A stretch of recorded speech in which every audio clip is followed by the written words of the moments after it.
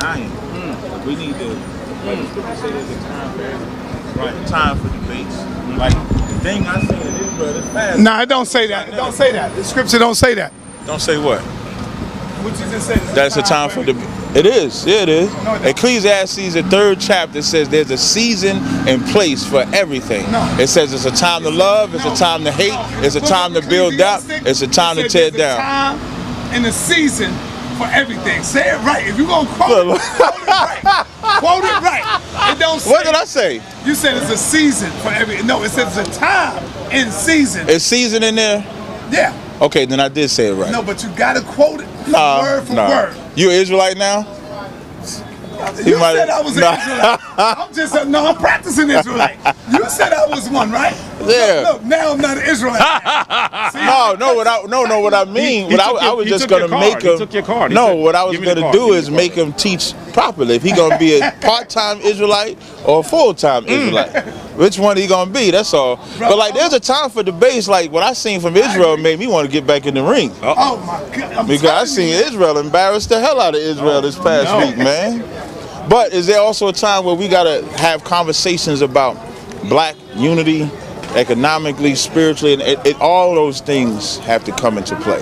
You know what I mean? And so we got to put a lane for all of that. Let me ask you. So for the past last week, brother, I had Zion Lex, Michael Edwards, Israel Doctrine, you look sharp. G Consciousness. How you doing, Queen? I'm good. All right. I got a nice video too. I got a debate by my man right here. I got you. Hold on. I mean, I learned a lot of stuff from y'all brothers, man. I learned that the Most High is a liar. That's what they said on my show. Not him. not the captain. But that's what they say.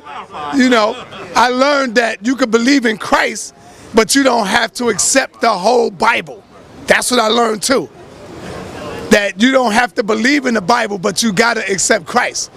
If that's not a contradiction. I was waiting to see how you was gonna respond. All right. So what do you think about that? Like it disappointed me. Like I was very disappointed, and this is why I always say everybody don't need a mic or an audience. Even if people want to have that issue with me, I don't care if people have that issue. But just look at the track record of the individual speaking or what the individual is pushing, and you can see if they have a true agenda about what they believe in.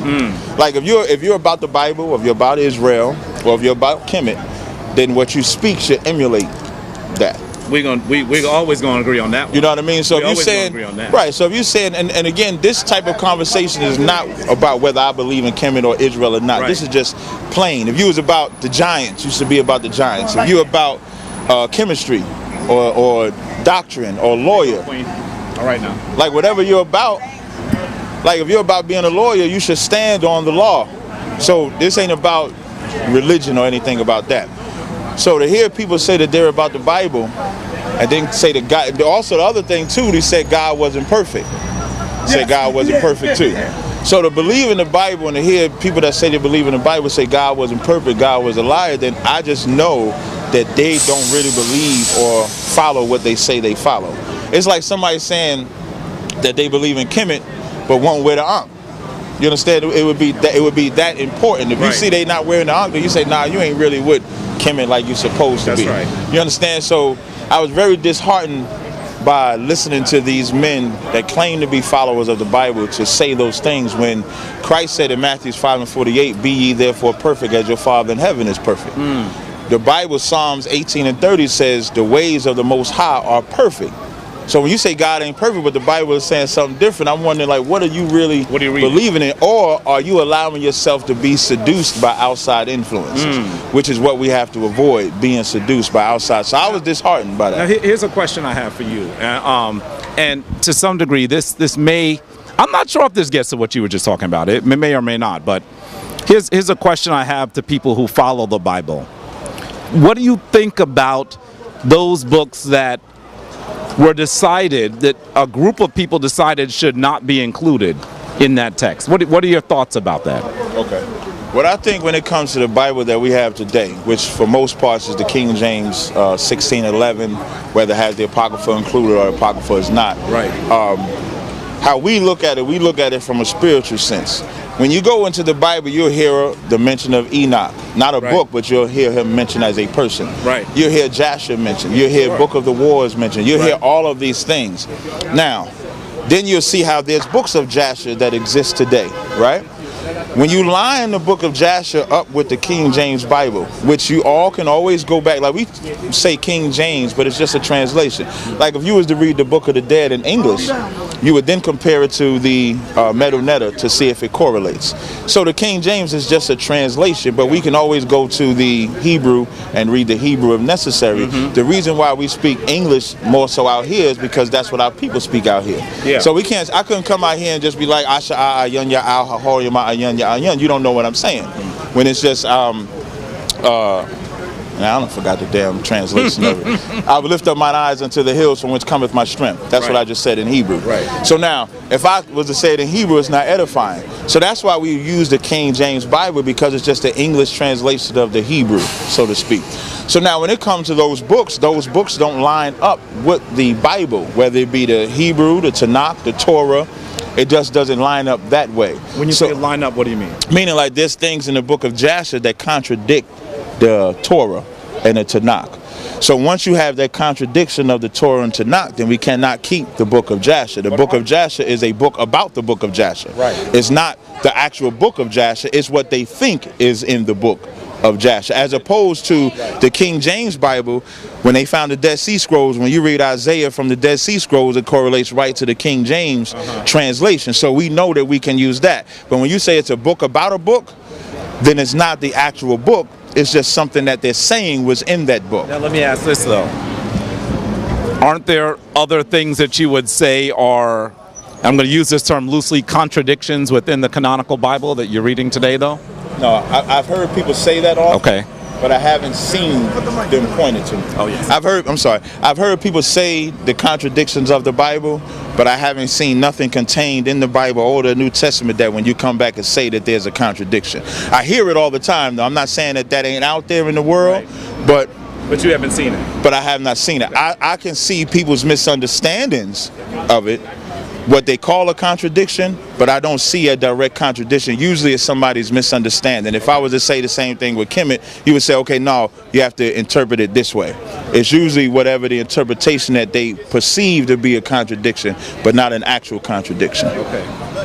Because, well, then what are your thoughts about the two different lineages of Jesus the Christ in the Bible? That's perfect. If you know anything about Israelite culture, sometimes we'll say, like if I gave my registry, I would say Tazaryach Bun Yahweh Bun Yasha'Allah, which means Tazaryach, son Judah, son Israel. Now Judah is because I'm from the tribe of Judah. Judah is not my actual father. Israel is not my actual father, meaning the one that gave birth or had sex with my mother. But he's the patriarch or the prominent one in my lineage, which is why I say Tazaryach, son of Judah, son of Israel. So in Matthew's, the first chapter, you're looking at the famous or prominent people in his lineage. That's why that's a generational one. That's why you see women are mentioned in there. Ruth is mentioned in there. Tamar is mentioned in there, because those are the prominent one. When you go to Luke, the 3rd chapter, that's when you get the son for son for son for son for son for son for son lineage in there. So you feel that that's more of a genealogical lineage? Right. Luke, the 3rd chapter is more genealogical. The Matthew's, the 1st chapter is more prominent. That's why they're generational. That's why it says these are 21 generations in Matthew's, the 1st chapter. And again, that's why you have women mentioned in there, because it's almost like stating the famous people that certifies that you are from the house of David.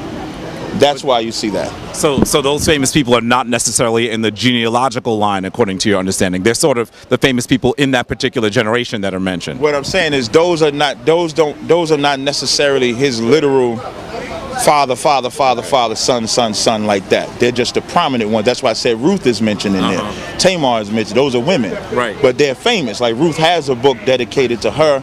Tamar, the story of her. So they're the famous ones in there. Both of them end with Joseph. I mean, which lets you know they both come from Joseph's bloodline. And Joseph was important because Joseph was from the house of David, and that's where our king had to come from, that lineage, that bloodline. So that's why, that's a prime example of people saying, no, there's a contradiction, because this say this the son, this the son, this one say this the son. And the proof of that is if you go to 1 Kings the 19th chapter, and I think the 5th verse, or look up the name Nimshi in the Bible. When it goes Nimshi, in one verse, and I'll pull it for you just to be accurate, because I know the nuts on YouTube will say, he said the wrong name, he did the wrong one. So I'm going to pull it for you real fast. But Nimshi is a prime example where they'll name his father as one, and then you'll go to another verse and find he got a different father, and the other father was a grandfather, which is just naming the prominent people in his lineage. That's all. I don't know if there's anything you wanted to say. But I don't know if I understand that. When you say you're saying it's not necessarily the prominent people in this instance. You're talking about prominent people in that generation, but are not necessarily genetically related. Is that what you're saying? I'm not saying that they're not genetically related. They are related. They're from the same house of David. Okay. But not that he gave. Like, it's like if you have a James Brown was related to you, right? Right. And if you name him in your lineage or in your generation, it's not wrong to say that he's a part of your generation. You understand? So with Christ, it's naming all of the famous people in Christ's family and certifying that he comes from that line. But not necessarily a mother and a father. Right, I'm going to give you the precept. I get, okay. And then 1 Kings 19 and 16, it says, and Jehu the son of Nimshi shalt thou anoint to be king over Israel. That's what it says in one verse, right? And then in 2 Kings 9 and 2, it says Jehu the son of Jehoshaphat, the son of, oh, I didn't mean to click it, but it says Jehu the son of Jehoshaphat, the son of Nimshi.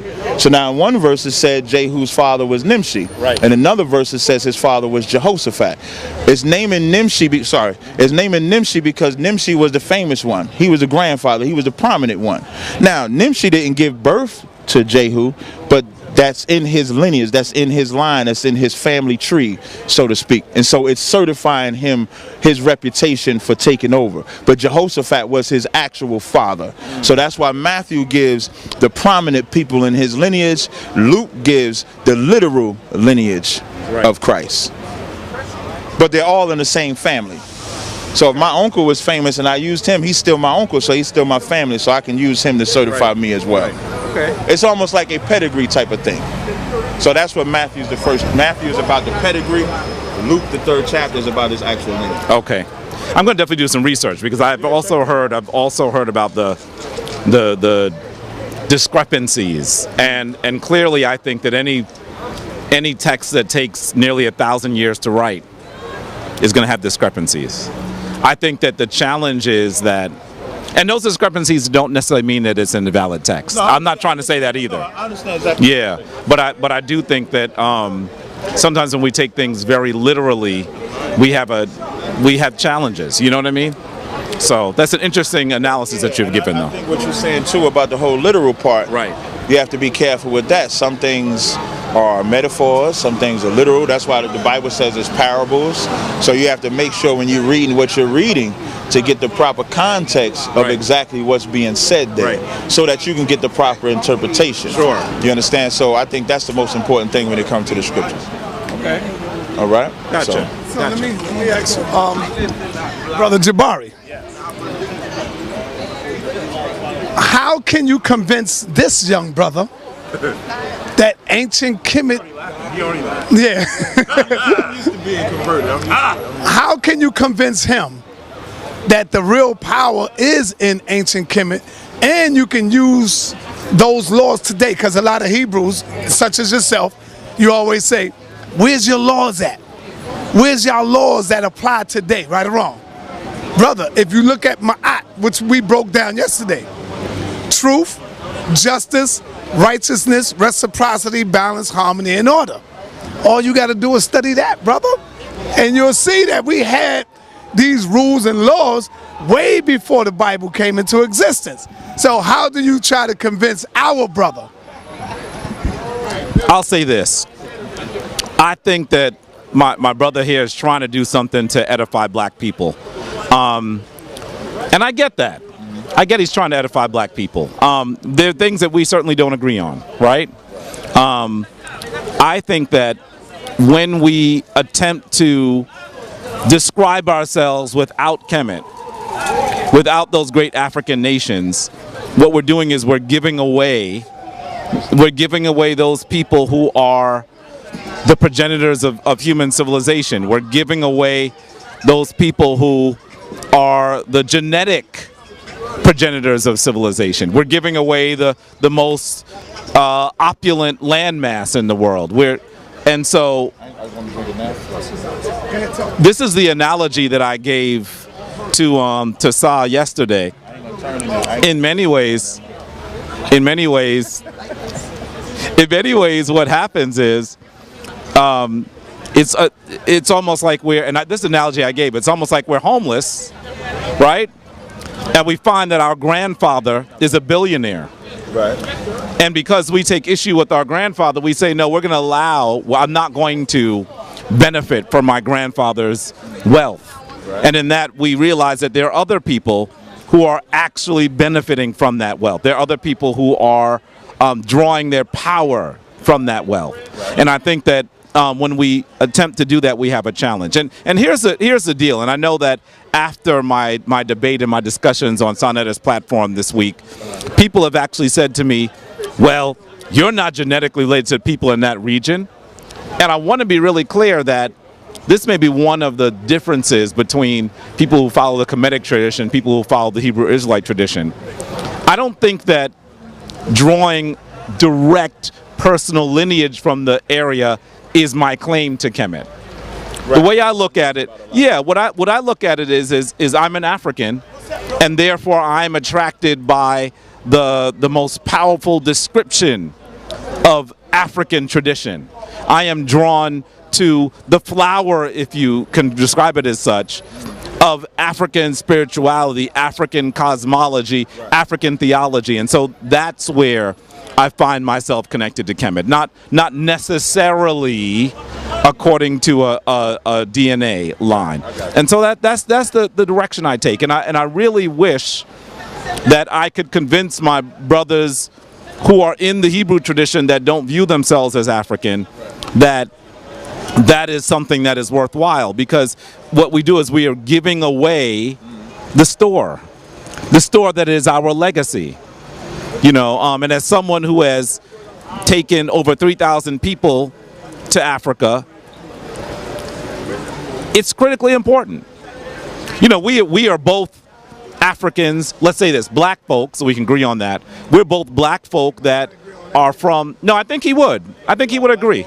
Yeah, he would agree. Based on our description, I think he would agree on that.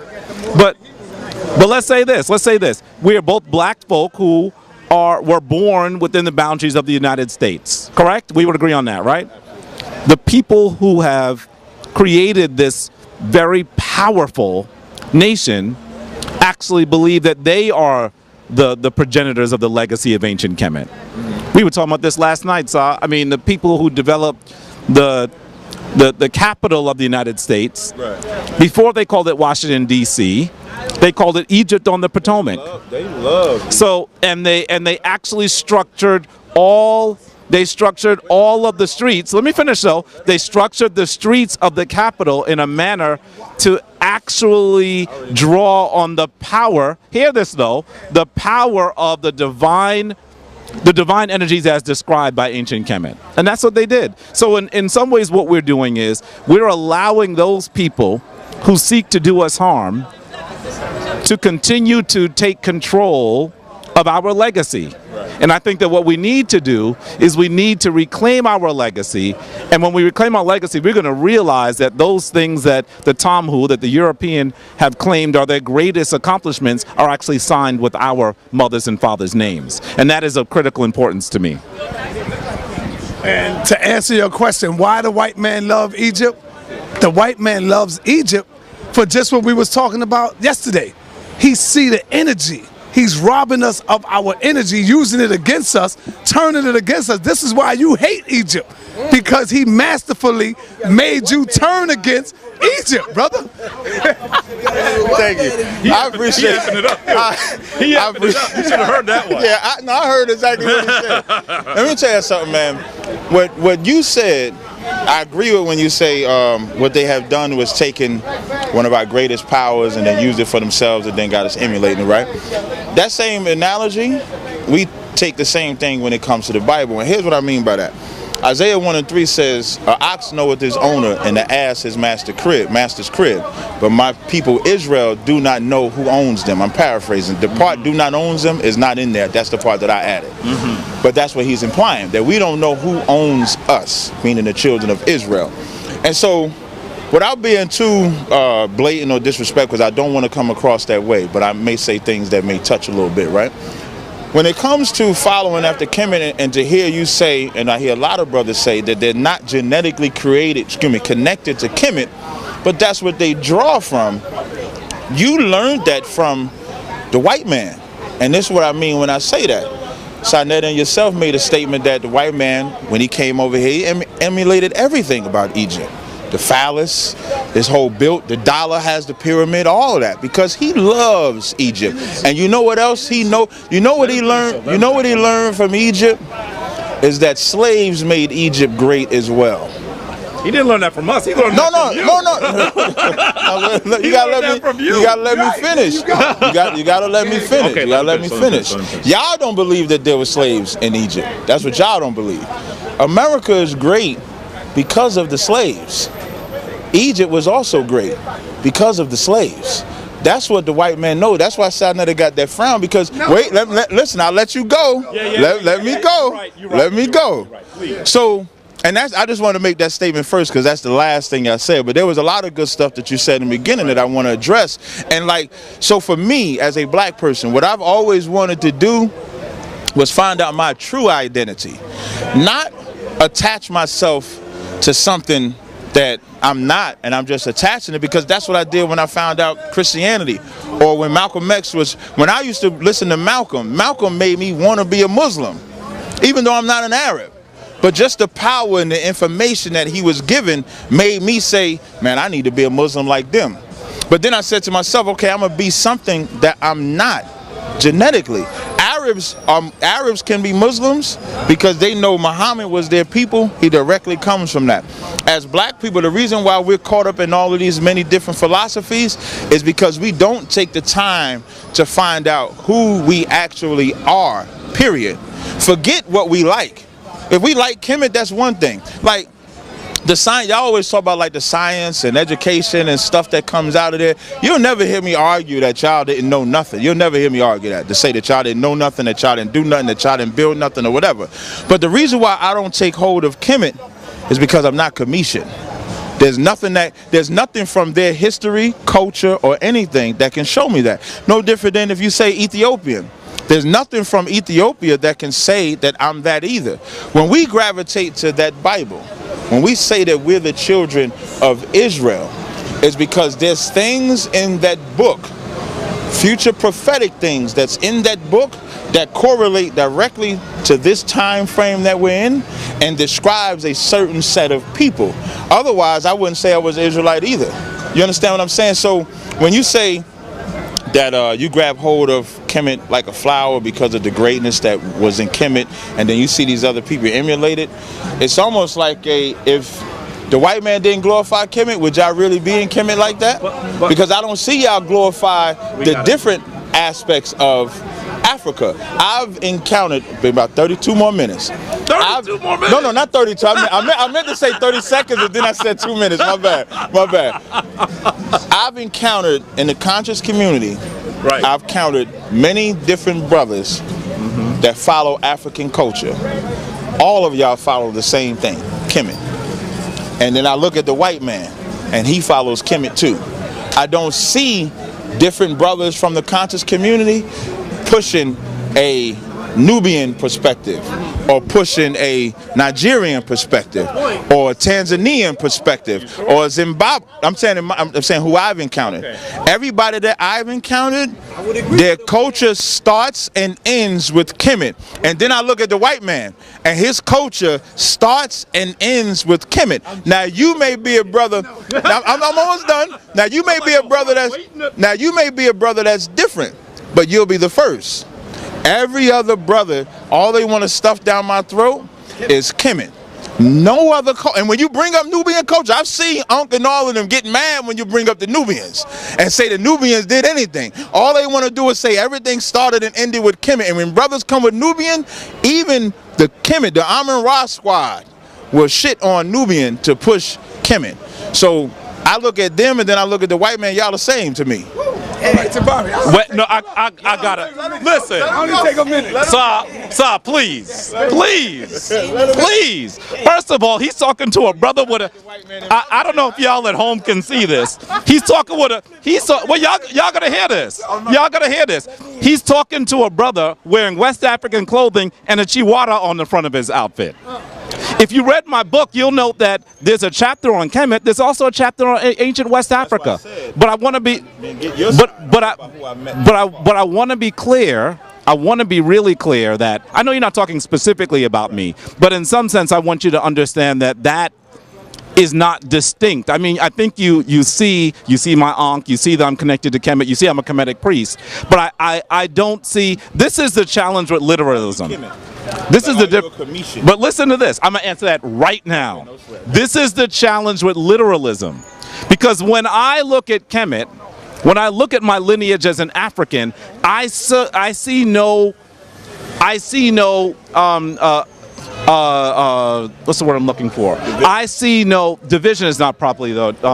I see no contradiction. I see no contradiction in saying that I'm an African and then saying that I'm following the flower of African civilization. It's the same way in some ways that you go to a bank and the bank looks like it's a Roman temple. The people that built it are not Roman, and they wouldn't even make the argument they were Roman. What they're saying is, the way they say it is, this is actually the origin of Western civilization. That's the way they say it, right? And the reason why they're so connected to Kemet is because they actually realize that Kemet is also the origin of Western civilization. That in actuality, we gave birth to civilization. To the rest of the world. You'll see the world's first doctors. You'll see the world's first mathematicians. Relative in what way? Meaning, because if you're pro Kemet, of course you'll say that. No. Wait. I'm gonna use little P as an example, right? He pushed what did he push? He put Zion Lex. He pushes what's the one he pushed over Kemet that predates Kemet? He wrote a Sumeria. Like for example, he pushes Sumeria as being first. So that's what I mean when it's relative. It's all based. Wait. I said something very specifically, and I want Zion Lex on this to contradict me, because the reality is he's going to contradict archaeology. He's going to contradict archaeology. He's going to contradict what historians understand about the world. Sumer was a contemporary society. But when as a historian, but I want you to hear this. Sumer was a contemporary society. Before, that wasn't my but this is my point. This is my point. In terms of the mechanisms of civilization, those things that we believe actually are the markers of human history, medicine, literacy, mathematics, astronomy. You could go on and on. But wait. Let me finish. You will find those first in Kemet. And I'm going to tell you, I'm a historian. I'm not a Kemetic historian. I'm a historian. I've studied Sumer. I've studied ancient Africa. But I want to drill this down in a second. I'm going to drill it down. I'm going to give it to you. So what I'm actually saying is, if you are an African, then you must say, what did we produce? And in many ways, Kemet is not strictly. It's not a gang, right? Like we rep in Kemet and against all others. We're talking about the culmination of perhaps millions of years of human history. If you look at where humanity came out of the primordial mist, if you look at humanity in terms of the oldest fossils, you'll see that it almost comes up at the, wait, let me finish.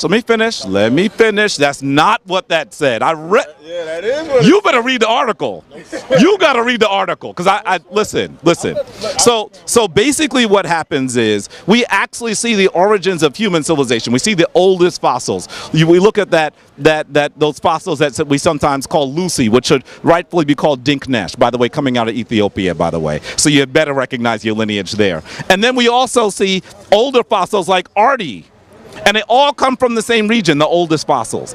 And you know where that lies? Almost at the origin of that river that is called the Nile today, that we call the Hapi. So actually what we understand now is that even genetically, I'm talking about how modern humans existed, we come out of that region and we follow the great river, we would have said south. but today most historians would say north.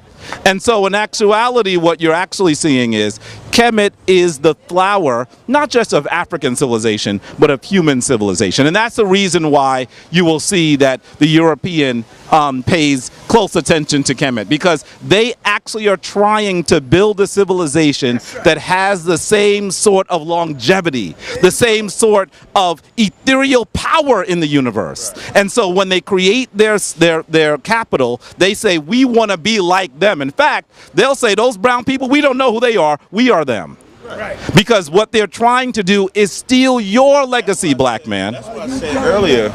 Excuse me, when I was at your house. One second. That's why I said earlier when I was at your spot last week, I said what y'all had to do, because the white man was claiming he was the Egyptian, and y'all had to go and prove that Egypt was black. That's what y'all, and y'all did it successfully. Remember, he tried to say, you know, the black people wasn't in there or whatever.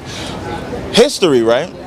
When you keep saying Kemet is first, and the reason why I brought up Zion Lex and Sumeria, we're gonna chop it up. If we even go back 50 years and just look at history for 50 years, depending on who's writing the story, it would benefit whatever agenda they have. I'm gonna use it. I'm talking about archaeological evidence. This is what I'm talking about.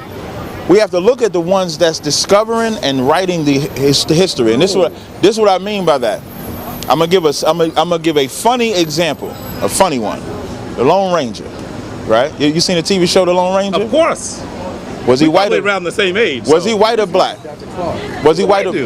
He's not a white dude. The real Lone Ranger is a brother that had a Native Indian as his partner, and they used to uphold the law. And the white man took. Let me finish. And the white man took that piece of history, made it his, and so when we think of the Lone Ranger, we think of a white man. I said I'm gonna use a funny example. So now, when we look at these archaeologists, these historians that pull up all this information, depending on if they love Sumeria, they're gonna battle you all day about Sumeria being first, Kemet being second. If you love Kemet, you got it. This is facts. That's why people that follow Sumeria are doing it. And people that follow after Kemet are saying, no, we were first. People that follow Nubia are saying, no, we were first. Israelites are not concerned.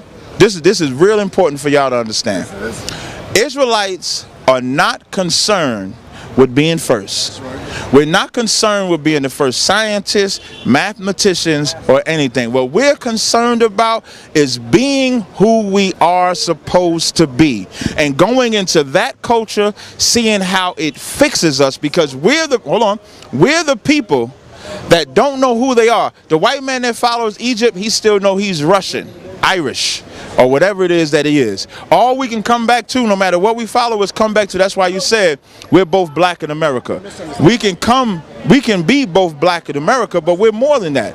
Our culture, we should make it our lifelong business to find out who we was before we came over here and they said we couldn't read or write, and then people say, well, they gave you the Bible. They didn't give you the Bible.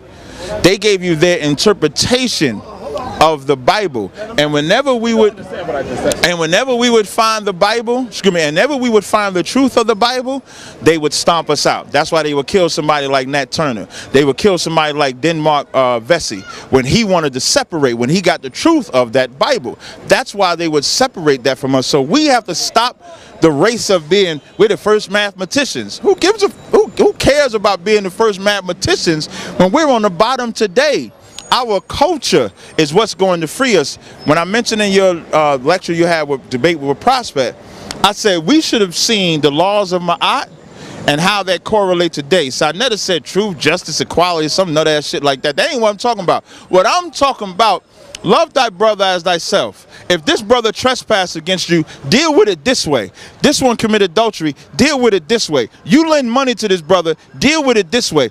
If you got all this wealth and you got leftover, deal with it that way. There's a society, a way of society to live according to the Bible that's specifically for us. So it's bigger than just saying we Israel because we came over here in Egypt again. It's bigger than that. The laws in that Bible will fix and heal the blacks and the Hispanics. I don't give a damn who discovered anything first. And here's another historical part. When you say y'all got the mathematicians and all that, our historical records, Our historical records tell us that Abraham taught y'all. Now, would you know what y'all gonna say? Abraham didn't exist. Abraham taught y'all that. Now, wait. that's what our records say. Abraham is enslaved in Egypt. No, Abraham wasn't enslaved in Egypt. Really? No. Abraham went into Egypt and taught y'all math, the astronomy, and everything. This is what I mean about history. This is what I'm trying to... Now, you see how you respond to that? You know why that offends you? Because you follow Kemet. If you told somebody that follows Samaria, because I'm an African. That's why it offends me. But you're not Kemet, so it shouldn't matter then. You ain't Kemet. Wait, let the brother ask this question. And when he asks this question, whenever he says what he says, I just want you to think of 2 words while he's talking. Okay, what's the 2 because they're going to dumbfound you. Okay. Mitochondrial DNA. And then let him talk.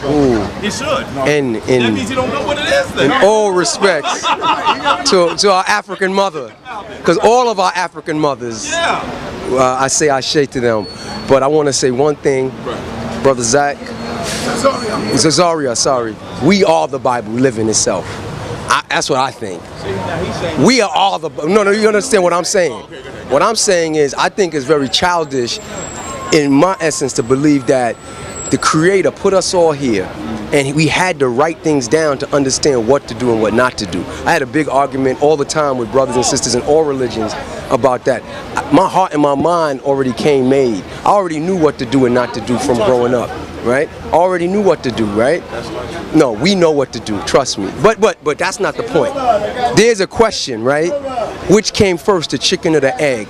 That's an important question to answer. I think in that question, right, people will figure a whole lot of things out. If we never asked those questions, human beings would have never built what we see today. And we never thought about what was going on in the Sirius, in the star system. The math that you're talking about, whoever did it first, and we didn't have that type of mind, which the Creator imbued us with. Absolutely. That mind is not, that developed over time. We didn't just weren't put here, we developed all of those things through the Creator.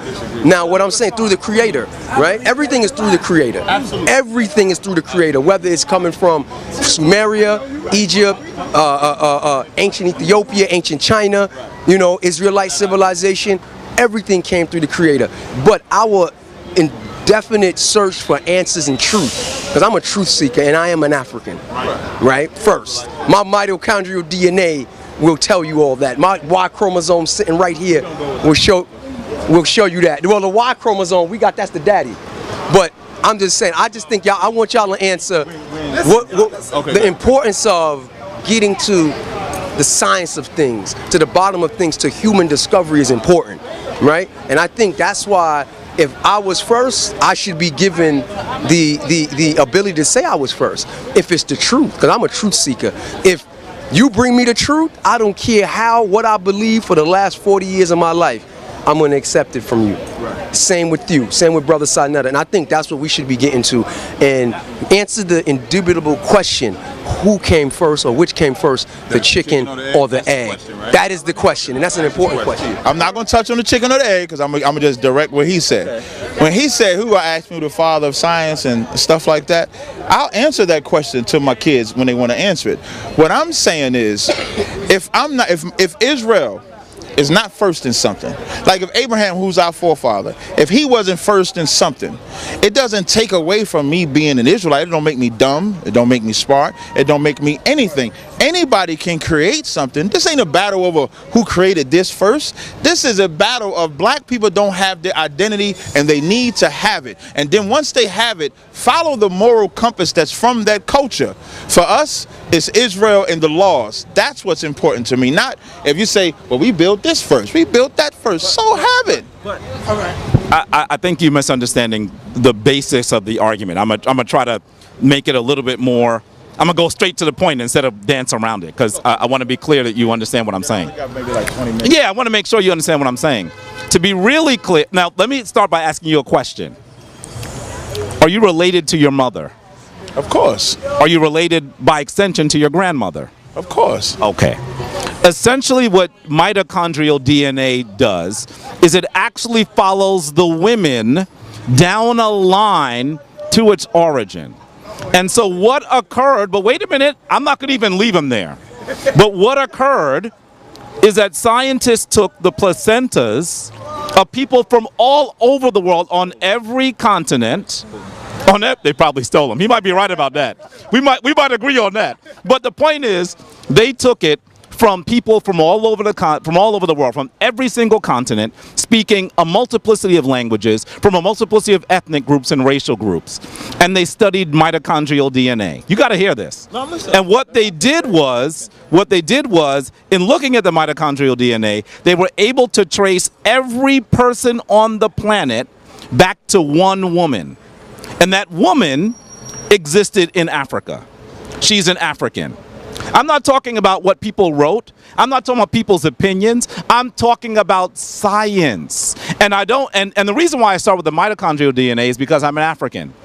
And Africans, I'm going there, and I'm going to be really clear that when we look at that, we have to recognize the indwelling divine mother. But however, the studies have been done more recently on the male DNA as well. So that you're looking at, in many ways, the X chromosome, then you can look at the Y chromosome, right? And then you can study the father. And they come to a similar period in time, right?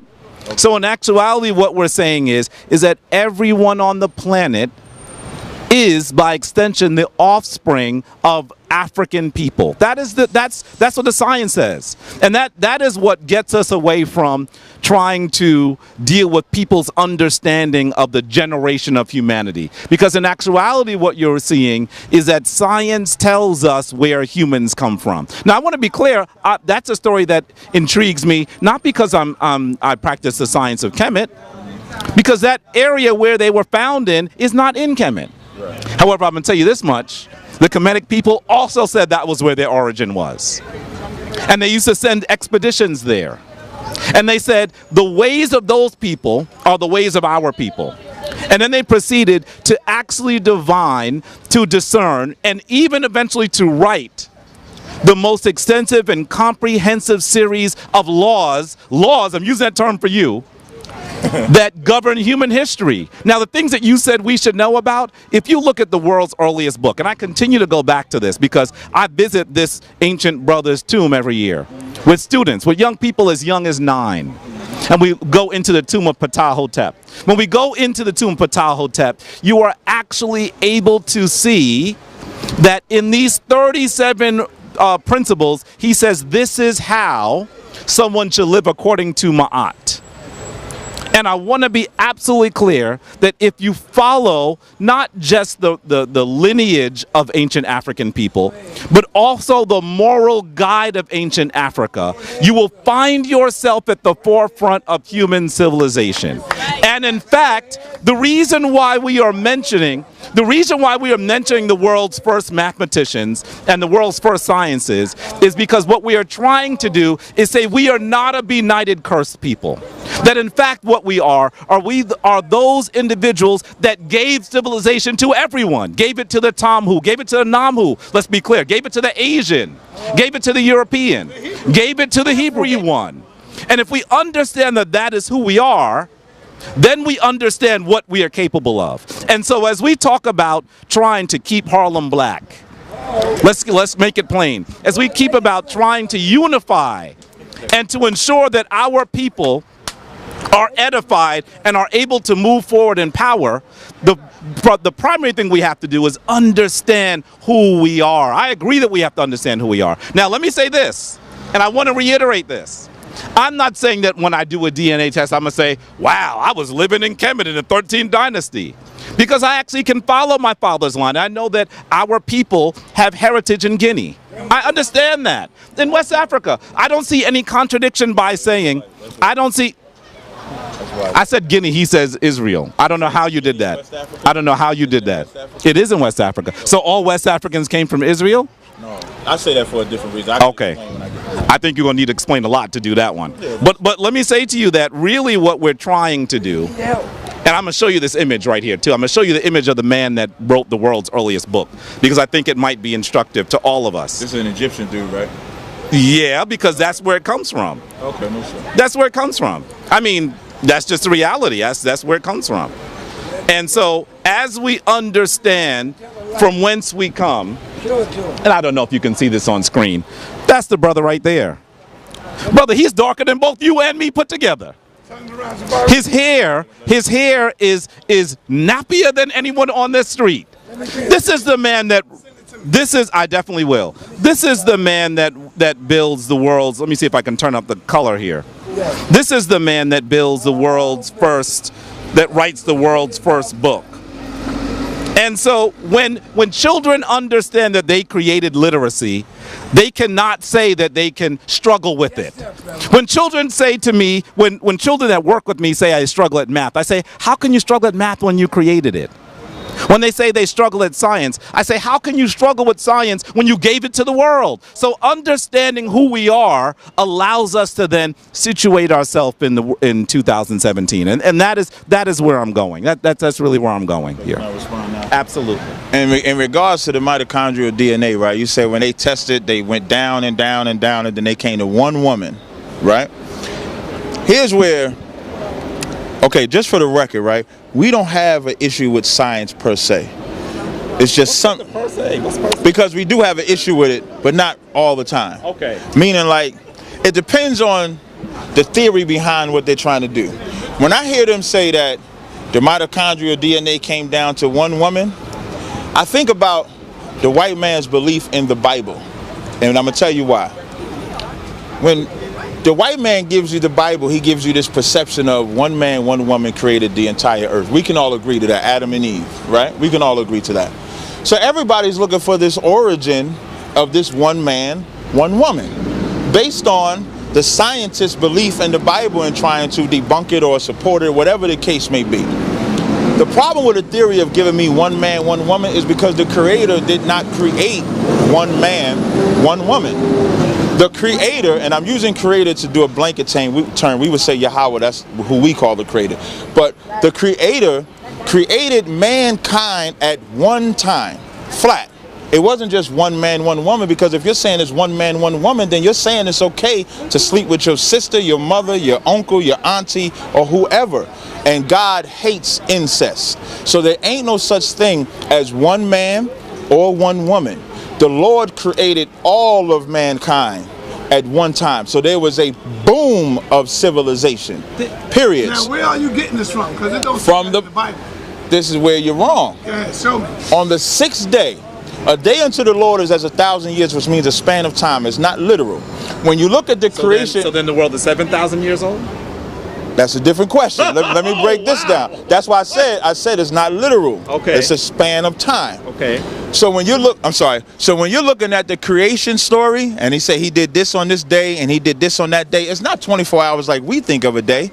It's the Lord's time frame. So it's a span of time that these things take place. On the 6th day is when it said, let us make man. Male and female, he created he them. You don't hear of Adam until the 7th day. So what's taking place between the 6th and the 7th day? The Lord's time frame, not our time frame.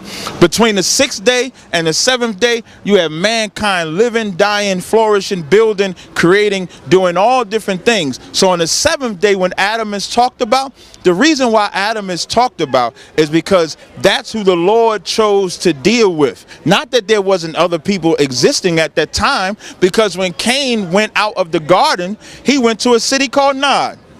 When he goes to the city called Nod, how can you have a city unless it's already populated? I'm from Jersey. When I go to Harlem, Harlem is already populated. Not only did he go to the city called Nod, he got a wife in that city. He built his own city, which means to build his own city, meaning he's populating, watch out for the brother, meaning he's populating it for another. So the Bible does not teach one man. Push it that way, push it that way. Whoa, whoa, whoa, be careful, brother. Yeah, you want to slant it. Yeah, help him. Yeah, y'all might want to help the brother out. Just watch it. Help him push it out. Yeah, hold on.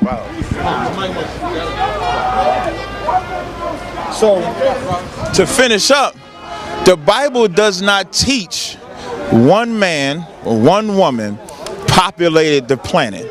So when I hear people say it goes back to one woman, now I don't have a problem with mitochondrial DNA, just for the record. But when you tell me we all come from one woman, the reason I take issue with that is because my Creator created all mankind on one day. He didn't create them. He didn't create like you have a wife, you're the beginning of civilization. You make children, and then your children are now forced to sleep with each other to populate the earth? Is that what you're implying?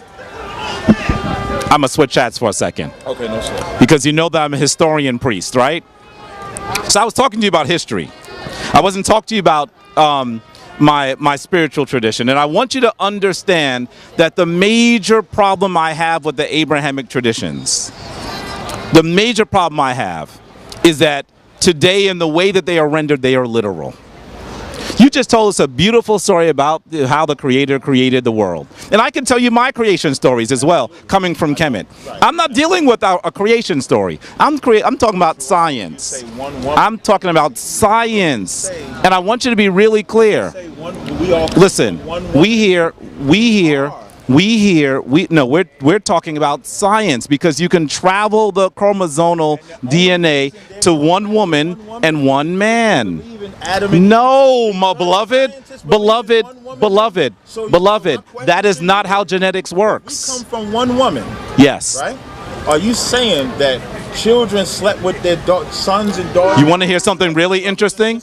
You want to hear something interesting? This is why you don't understand. This is why you don't. This is why. Well, maybe I need to explain this to you. Now, I switched my hats. Because I know that he just said, in my Kemetic tradition, we hear the divine forces who are brother and sister sleeping with each other. And I want to be really clear. That does exist, but the only reason why you're describing it that way is because you're not understanding the fundamental teaching. First of all, you have to understand that this is not. Well, wait. Let me answer. I'm gonna answer. I want to be clear that what you're hearing is truth. That what you just said is true. Okay. That you're hearing Geb and Newt, who were brother and sister, who were separated by their father, who was Shu. But I want to be clear, we're not talking literally. That's the reason why we're not understanding each other. So that's not literal. But let me say this to you. I'm gonna explain it right away. Let me explain it right away. I'm gonna explain this to you. When we use the term brother and sister in the Kemetic tradition, what they are attempting to do is articulate that one is not given more divine energy than the other. That's not my. So that here's the issue, and this is an issue that I hear people.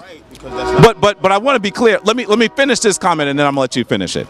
So that what they're actually saying is these two beings, male and female, are equal. How could a mother or father choose between their father, their son and daughter? That is where they're going. And so. But let me go back to science. I'm gonna switch my hat real quick. My original question was, if you're saying we go back to one woman, then that means it would be one man that got her pregnant, and then they had children. So are you saying, that's what I need you to click? That's what I'm asking. I want you to understand that even when the mitochondrial Eve, as they call her, and I don't even like that phrase. You know why they say Eve? Because I actually included it in my lecture on Saturday. Man and woman, because I included it in my lecture on Saturday. But here's the deal. That one woman, there were actually other women living when she was there. That's why you have to understand the science. You have to wait. Let me finish. No, because offsprings, offsprings die. Offsprings die. There's a situation where a particular couple doesn't have offspring. That line dies. There were more people. I'm talking about science. I'm talking about science. When I said that this is not proving, the reason why he's seeing it that way is because he is trying to render a scientific story into a creation story. Because the only way you're able to see it is in a creation story. This is not a creation story. This is come from one woman. That is a fact. That's a lie. And you just said there was other women around. You're not understanding. Let me explain. Listen to me. There were, wait, let me finish. He's not, let me finish. He's not understanding. There were other women that were alive when she was alive. But you're saying. But as they had offspring, let me finish. As they had offspring, those lines don't continue into the modern day. So that we are all the offspring of one woman. Because you can trace the genes back to one person living at a particular time. It does not mean that she was the only person. Hold on. It doesn't. Just like the white man who you hate, where you think he come from? Where you think he come from, brother? I'll answer that secondary. With Jabari, and am I saying your name right? Because I was talking about you on my radio show. Not bad, by the way. Just talk about I was at your house doing it, and I wanted to make sure I said your name right. It's Jabari. Jabari first made a statement that we come from one woman. Then I brought out our creation story where mankind was created in the flesh, and then he said, I'm not saying that there wasn't other women around. There was their lineages died off, and this one woman is who we come from, right? Everyone on the planet comes from that one woman, right? To that one woman. Now let me cut you biblically real fast, right? Yes, he's gonna go biblically. Now I'm gonna tell you. That's your source, though. No. Hold on. Wait. I'm not even talking about comedic science. Right. I'm talking. He's talking about regular science. Now remember, when I first responded to him, I said the reason why the scientists are trying to point to one man, one woman, is because of the Bible. That's why you say you don't like the term that they use, but they call it the Eve what? The mitochondrial Eve. The mitochondrial Eve. You know why they're doing it? Because the scientists are using the Bible as their blueprint to discover this first woman. Why would they call it mitochondrial Eve if that wasn't the case? You have to agree to that at least. Whether you like it or not, that's why you don't like it. The reason why they're doing it, the reason why they're calling her a mitochondrial Eve is because the Abrahamic traditions have become so prevalent on this planet that when they use that term, people will understand what they're talking about. Let me say this. I don't even like that they use the term. Because why would you use Eve when that story is new? It's a new story. It's a new story. I'm gonna tell you, but what he is implying is that science has been corrupted by his traditions, the Abrahamic traditions. Wait, hold on. That's your fault, because you're the Abrahamic traditions. But let me be really clear. Science. But I want you to be really clear. The science is not based on a biblical tradition, but they're trying to explain it to people who don't understand genetics. Okay, no sweat. Let me get that back. It is based. That's why the only reason you would be trying to find the first is because they think the Bible is saying Eve and Adam is the first. And so they're trying to discover what is the first. When the Bible don't say that they're the first on the planet. Genesis 1 and 26, the sixth day mankind was created. Listen, you should come out of science because science fucking you up right now. So let me finish. So when he says that the other people died off, so they didn't come by, that still proves that there was more than one person. Even if I go with his theory, I'm not going to debate. I'm not going to debate him on that. He says that we all come from that one woman because the other people died off. You know what we would call that? Now, here's where their lines died off. Now, here's where I will pull the Bible to explain his scientific. But by me doing it, I'm proving that the science is lining up with what we're saying in the Bible. Think about what he said. The science says we come from one woman. He admitted that even though we come from that one woman, there was other women around, right? The Bible says mankind was created on the sixth day. The Bible also says we come from Eve, one woman. You know why we come from Eve, from one woman, is because of the flood which destroyed the people. And then Adam and his sons, let me finish. And Noah and his sons, which became the progenitor of the races that you see today, would trace back to one woman, and therefore the other women would have died off, not because they didn't produce children, but because they was destroyed. That's his science backing up the biblical account. No. That's what I'm trying to tell him. No. What he's saying in science is the exact same thing that the Bible. The only difference is we have a story to back up what you're saying scientifically. You can't. First of all, you got to understand, you got that story from me, son. You got that story from the grandfather. And I am, wait, let me finish. No. You just gave me the mic. Let me finish. Let me finish. Because you are staying on the Bible, and if you want to go into a if you want to go to a spiritual story, then we shouldn't call her Eve. We should call her Newt. Because she is the first of women that come through. That story is thousands of years older than the story of Adam and Eve. So that if you want to go into a biblical or a spiritual tradition, then why are we actually still listening to the story of the youth? Our story is much older. What I'm saying to you is this. It is dangerous for us. It is dangerous for us. The reason why you might think that way is because I gave you that story. Because you said it. Because the Kemetic tradition gave you that story. Let me just say something. No, I'll give it right. I just want to. We said that we should credit the grandfather. Let me just respond to that. And the grandfather is who?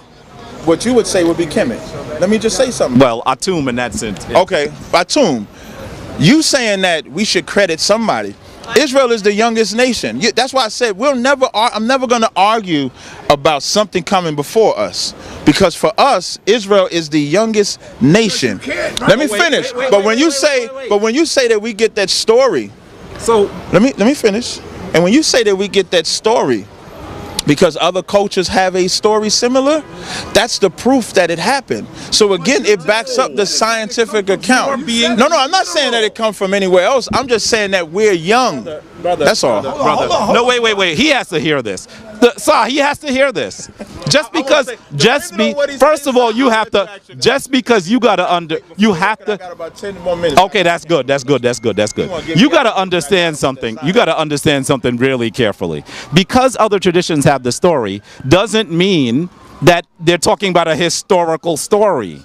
Because the oldest story, wait, let me finish. The oldest story is in the oldest, no, it does not. It's because you have a literal mind that was given to you by the Tamhu, by the European. Because the literalism in that story comes about in the 3rd century AD. That's what happened. No one was describing that as a literal story. Nobody. That story was initially a spiritual discourse on how the world was created. The first flood story comes from me, beloved.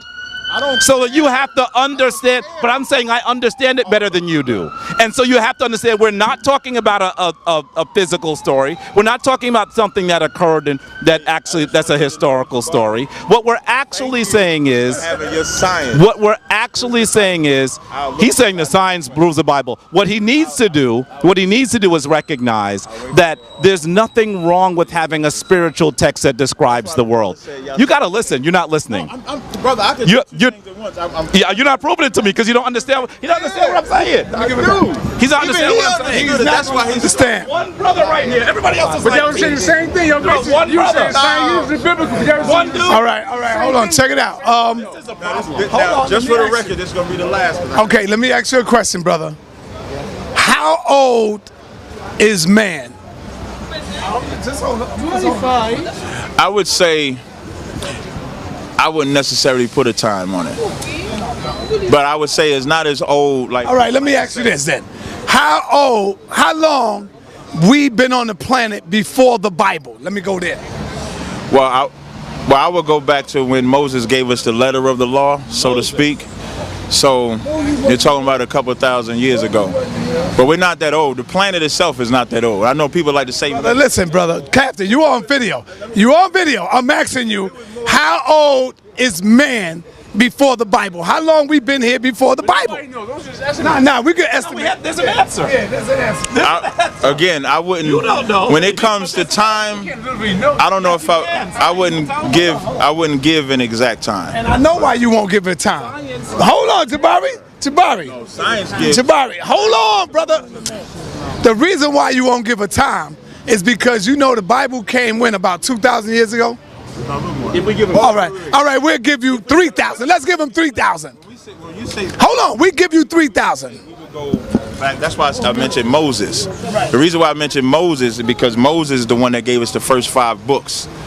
That's why I would say that. Okay, now hold on, I'm trying to get to somewhere. Let's say I give you 3 years. 3,000 years. You know how long man been walking on the planet Earth, brother? Before wow. You know how old is the pyramid? You need to come with me to the museum. Bruh, come on, Tazaryach. Let me say something. This is what I mean about science, right? Y'all give me that science dating. I can give you one book with scientists doing their discoveries, looking at the blood that was in dinosaurs, dating it, and giving a totally different date than the science that say dinosaurs existed millions of years ago. This is what I mean about science. Science. No, I don't. And now, the reason why I say that is because I used to, hold on, wait. I used to believe that millions of years ago dinosaurs existed. And then I found science that said they found blood in these dinosaur bones. And if this blood exists in this dinosaur bones, it can't be no more than X amount of years. So it's not blood. I'm giving a blanket statement. If I ever had to pull a book or do the information or cut it up in a debate, I'll cut it all day. Science is relative to the person displaying or giving the information. This is why when I was at your house, I said I take issue with certain things in history and in science, because you have to look at the agenda of the individual presenting it. That's why even scientists don't agree. If science is exact and 100% accurate, then all scientists should agree to the same thing. But scientists do not agree to the same thing, because this such and so come up with this date. This so and so come up with this date. It's all a guess. That's why what they believed about life, that's why at one time the Egyptians, and this is thanks to my man Jonathan Owens, at one time the Egyptians believed you can get pregnant in the mouth. Come on, man. Where you get that from? Jonathan Owens from the Amun-Ra squad said it.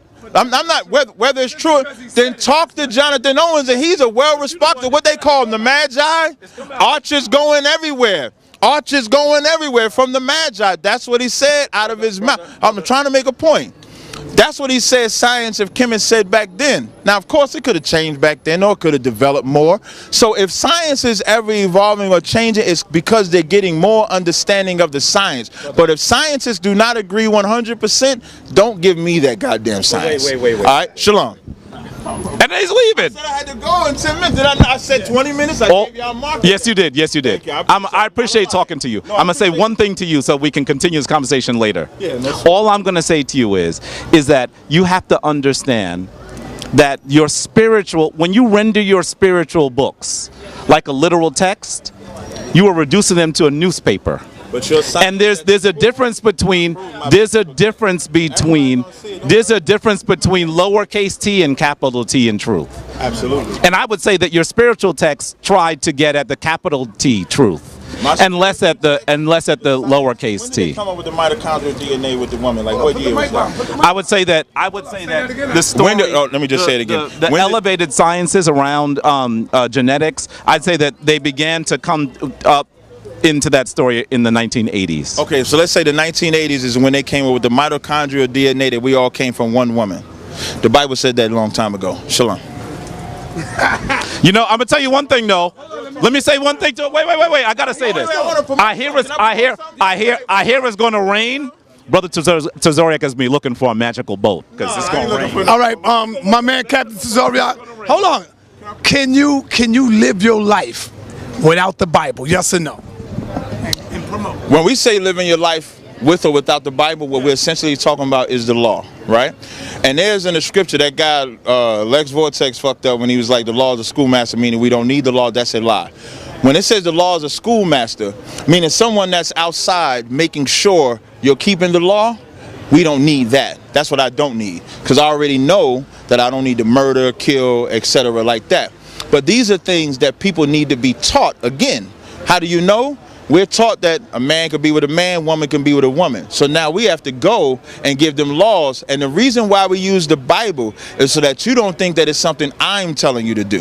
This is not Tazaryach telling you not to be a homosexual, not to be a murderer, not to do these things. This is what our culture dictates us to live by, which is a code of ethics. There is no culture that does not have guidelines and rules that they live by. Whether it's American, British, African, they all have a code of ethics or morals. So I named Europe too. You ain't say nothing about Europe. I said Britain, I'm sorry. Yes, you did. I did. So let me not say African. He just looking for something to say. So let me say Zimbabwe, Tanzania, they all have a code of ethics that they live by. So Israel does too. It just happens to be the Bible. So yes, we do have to live by that Bible, and we do have to follow that moral code. That was my point, that when I asked you how long we've been here, because we've been here thousands of years before. And y'all been fucking it up thousands of years before Israel came and gave y'all the moral code. Them Egyptians loved homosexuality. We had to come and correct you. How many times can I prove it? That's just one. Y'all loved incest too. You loved to sleep with this one and that one. You didn't care. That's why we had to come and correct y'all. Now, sidebar. Labor Day weekend, I'm working with my man Red Pill to get a venue. I'm going to have the venue for you, Lord willing, next week. Labor Day weekend, I'll be in Houston, Texas. We're doing a lecture called The Re-Education of the Black Man. When you see our brothers and sisters out here, our brothers out here, the way they dress, the way they carry themselves, the way they murdering and drug dealing, we have to address that as well. So it'll be coming up Labor Day weekend. Please look up for the information. As soon as I grab it, I'll put it on Sidnetter's channel. Shalom. I appreciate it, Jabari. Peace, brother. Yeah, Peace, peace. Yeah, we definitely do. We got time. All right, man. So, come on, have a seat, Shabazz. What do you think? I want to know, what is your thoughts on what you heard, brother? Shabazz already. You like, look, man. So, come on, Jabari. I think that what we have to do is we have to understand is critically important. No. Hold on. Let me ask you the question. Sure. Now, do you understand what we've been trying to tell you all this time? Me, Shaka, Reggie. Whenever you have this conversation with a Hebrew, brother, are you prepared now? The challenge is this. They have one source. And that one source is the Bible. And let's be clear. For the most part, many of those teachings, as the elder tradition, I gave that to them. I gave them that Bible. I gave them the teachings that they distilled according to their own social mores. So to be able to discuss this in that manner is a challenge. And I want him to understand that if he understood the history, and I'm going to say this intentionally, he's probably going to disagree, of Christianity, he would understand that that description of the Bible was not taken literally until the 3rd century AD. The 3rd century. Not even the 3rd century. Yeah, the 3rd century. And I'm going to say CE to be clear. People have to understand that as you look at the way that these traditions come about, people didn't describe their spiritual traditions in such literal form. The European is literal. And I know it would hurt him to hear this, but he's describing a spiritual tradition in the manner that Europeans want him to. That's not the way that we looked at things. We had the world's first and earliest creation stories. We didn't say that was literal. I'm not arguing that a dude with a bird head walked around. That this is spiritual philosophy that tells us about the truth with a capital T rather than the truth with a lowercase t. But we have to understand that looking at things literally actually reduces things. It gives us the weakest vibration of things. And that's the problem that I have. And so I guess he would say that when Superstorm Sandy hit the East Coast, we should have been looking for a boat. We should have been looking for a magical boat that would have carried all of the Earth's creations on one boat. That story, which by the way the first flood stories come from Kemet, that story is in spiritual symbolism. All things begin in the flood. And because the tradition is not matriarchal, it's patriarchal, he doesn't recognize that even all life begins in the flood as you come out of your mother. That's the flood. This is not a literal story. It's not a literal story. And the reason why he sees it this way, and the challenge that in the fact that he sees it this way, is the reason why we see a divergence in science and spirituality. There is no divergence. One of them tells us how to live, and the other one tells us how did life begin. There's a difference. To being able to tell you when humans actually were actually created doesn't tell us how human beings should behave. The spiritual text tells you how humans should behave.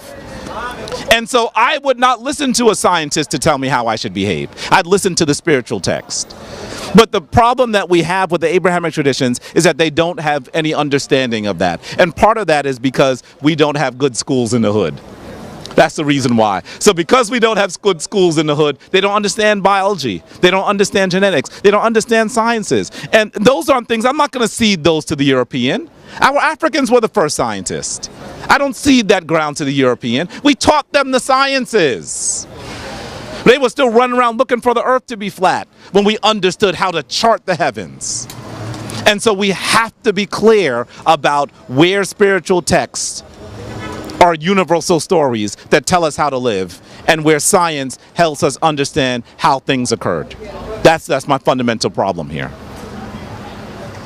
All right, you would like to respond to anything like that or add on to it? I'm just loving what he's saying because it's on point. I mean, like, how can you resist truth when it comes? I mean, like, the ancestors meant for it to be this way. And to add on to what he said was, the problem with us is we're getting it from them, but not from an African-centered perspective. Right. If you take us out of our picture, what is it? Right. It's kind of like what I see when I walk around in Harlem every day. I see holograms. Yeah. I call them UFOs, unidentified familiar objects. They look like the African family. That's not who they are. Right. All of the African has been sucked out of it. Actually, let's tell the truth. We gave it up. We surrendered our center, our spirit for religion. That don't make sense to me. I think it was a bad trade.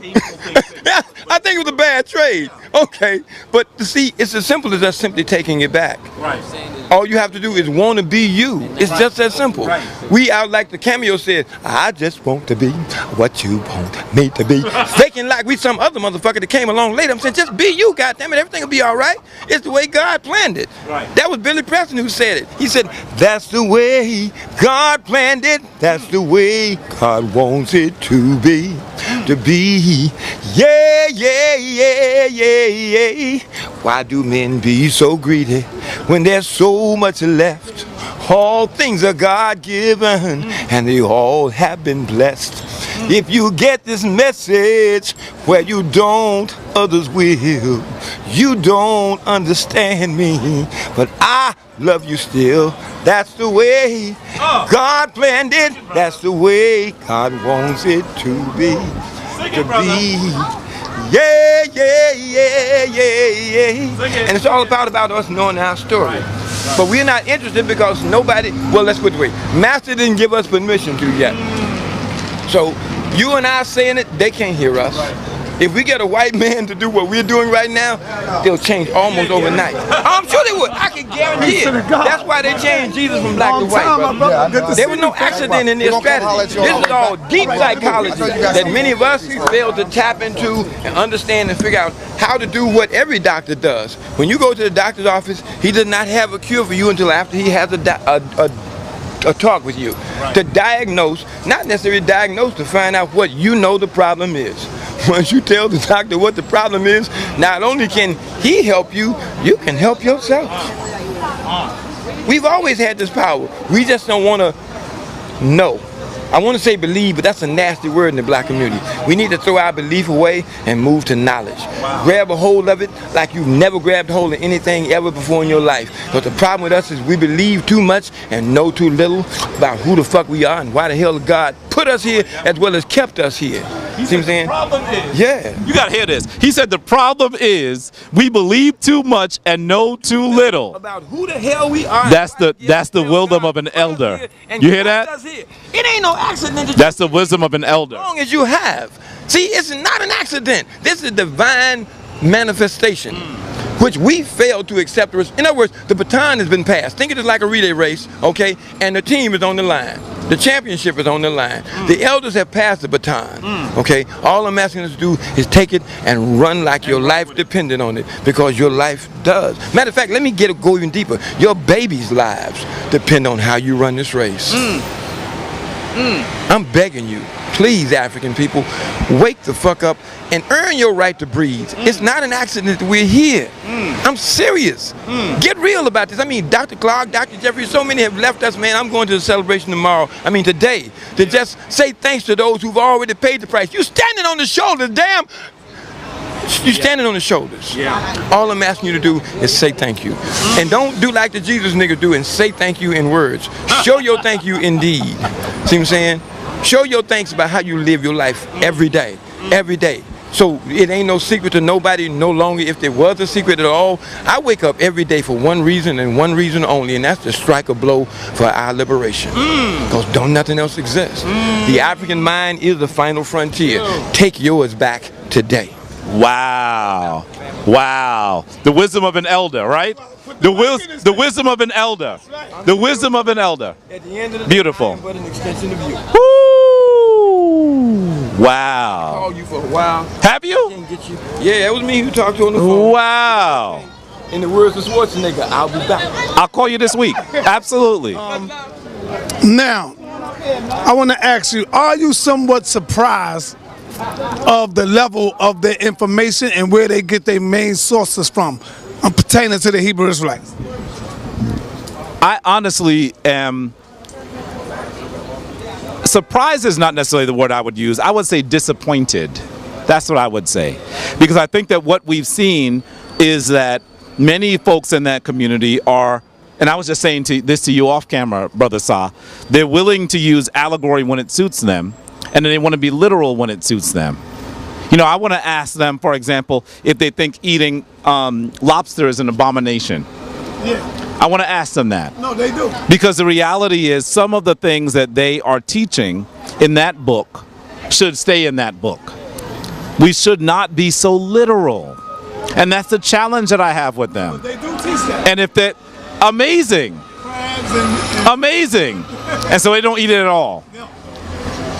You know what we're going to do? But they would eat all kind of red meat and all that other stuff. Crazy.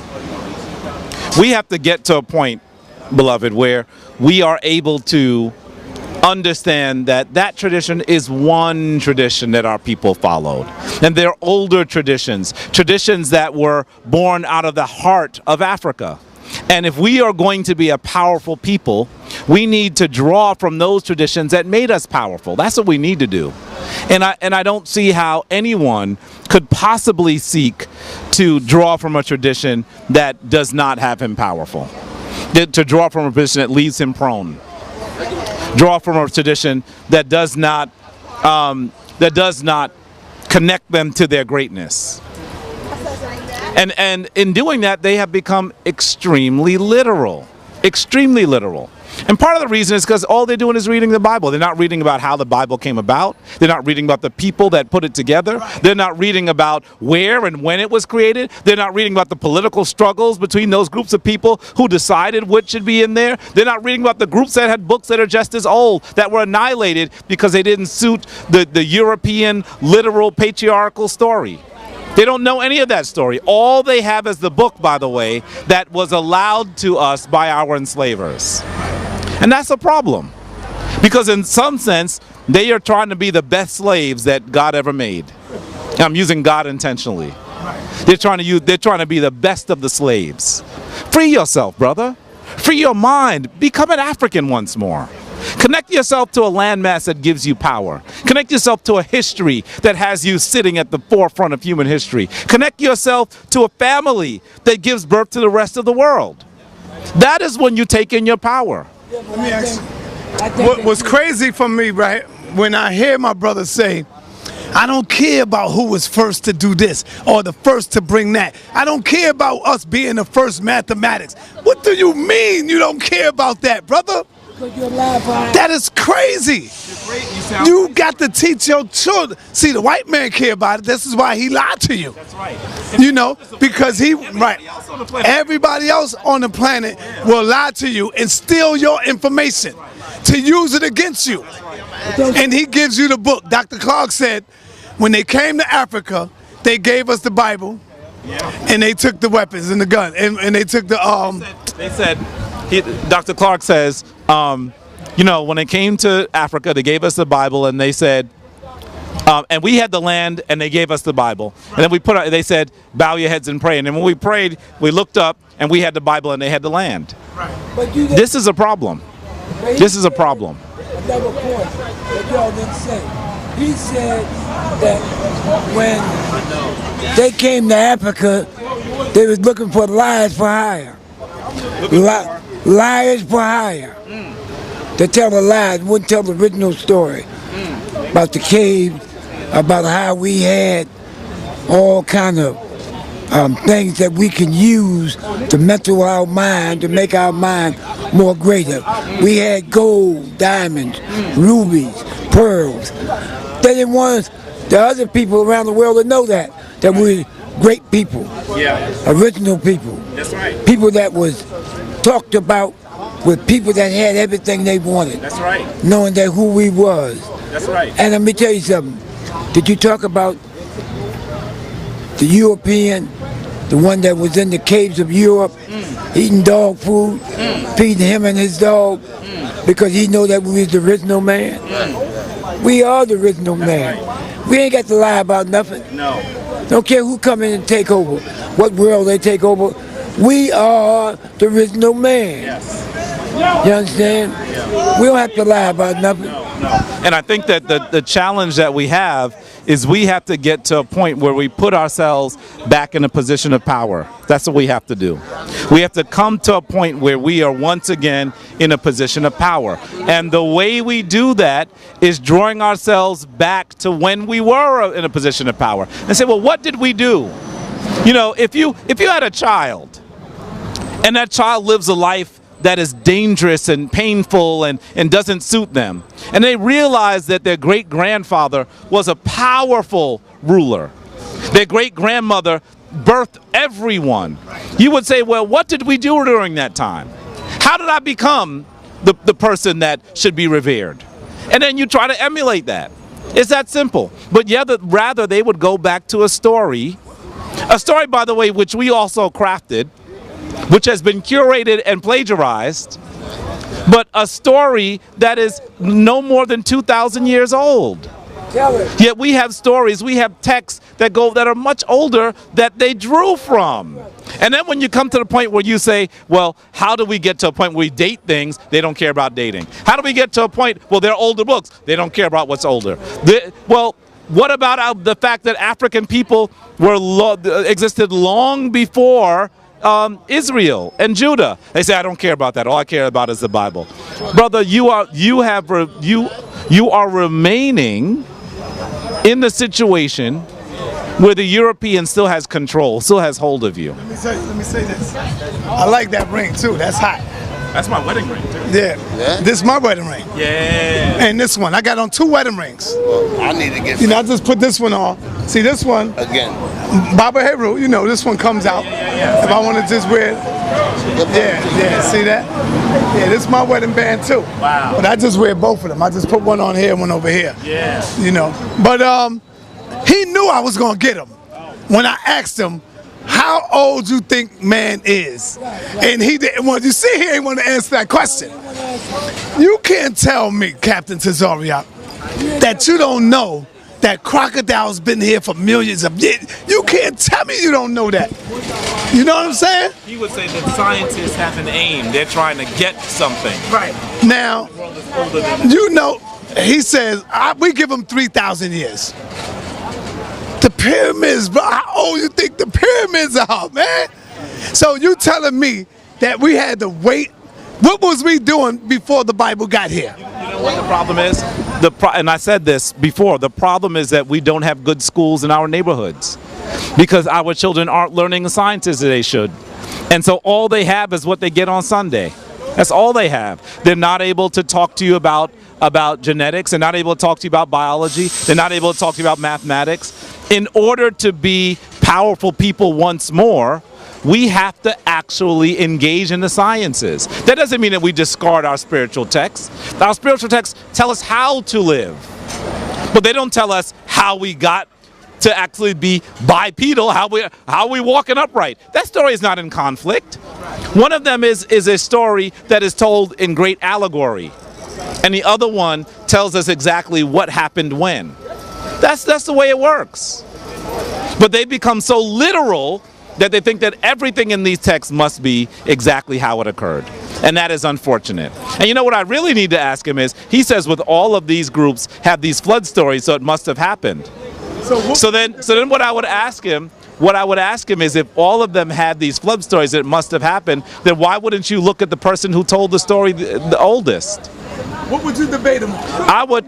I would absolutely debate Tazaryach on the origins of the African. Where did we come from, and what does that mean? What does where we come from tell us about who we are and what we must do? Right.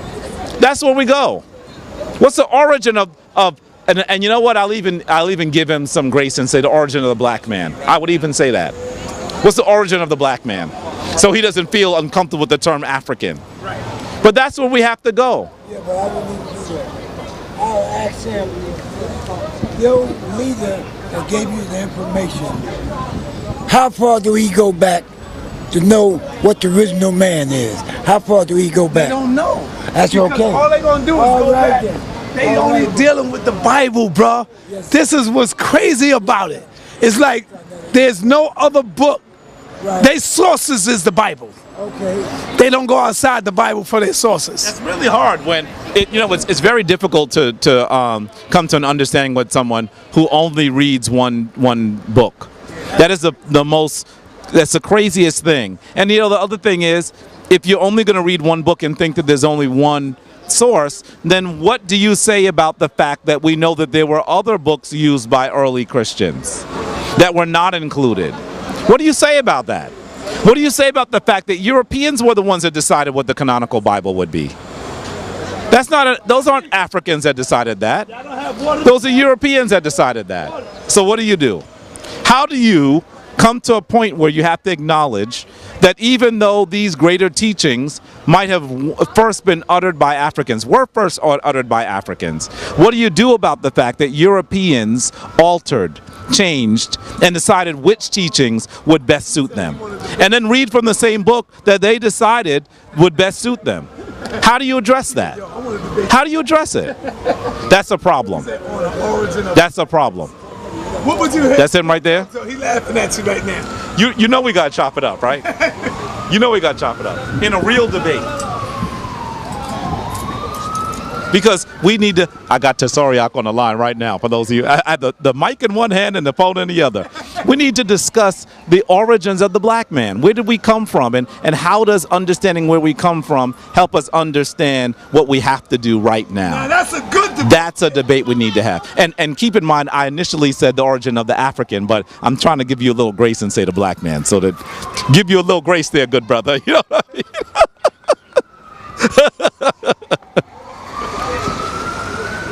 Yeah, I think that we should have that conversation, and I think that it would engage our community in some real dialogue. You know what I mean? Because ultimately, what we're trying to do is figure out what we should do in this hood where we're all oppressed, and that's what we need to do. Yeah, yeah. Here's Sa. Yeah, man. Sound like a plan, brother. Sound like a plan. Here he is. All right, what you say? That's a yes? I don't know. That was